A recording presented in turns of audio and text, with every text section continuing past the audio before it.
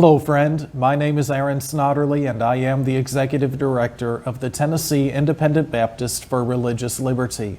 I'm coming to you today from the beautiful state capital in Nashville, Tennessee. I've spent most of my day here visiting with politicians and talking to them about the issues important to each and every one of us as Christians and constitutional conservatives.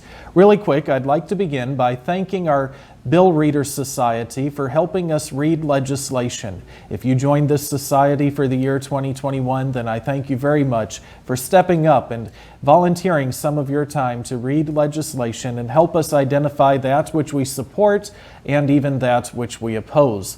One piece of legislation that I'm very excited about is being filed today, most likely, and it's a bill by Representative Rusty Grills that would declare that churches have the right to continue to worship even during the time of a national pandemic. And of course, this is referencing the coronavirus. If you'll recall, during the past year, there were states and governors across the country who said that churches did not have the right to worship during the time of a national pandemic. And we're glad that Tennessee was not that way. We're very thankful for Governor Bill Lee and the way he has stood for our church's rights to continue to worship during this time of a pandemic. And we're thankful that he not only believes in the rights of churches to worship freely, but even does so himself. And so, Governor Lee, thank you for standing up for the churches of our state. But you know, Governor Lee won't always be our governor.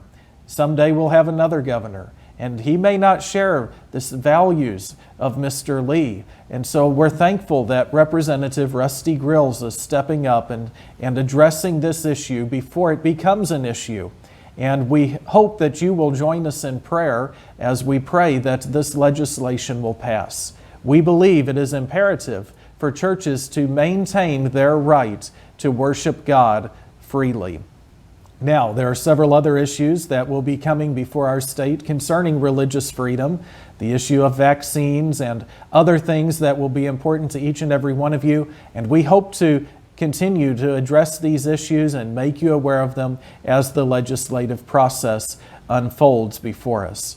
Before I let you go, I'd like to ask you to pray about several things, one of which is our conference. We usually have it at the state capitol in the month of February, but this year, because of the coronavirus, we're struggling to have a facility that will let us meet. So we've made the decision to reschedule it for May 13th of the year 2021. Lord willing, it will still be inside the state capitol, but as of now, we cannot say that in a definite way. And so I'm asking you to pray that God will work on the hearts of our state leaders to allow us to meet inside the capitol this May. And if not, then pray that God will open up another facility close by to the Capitol where we might gather together as Christians and pray for our state and for our country.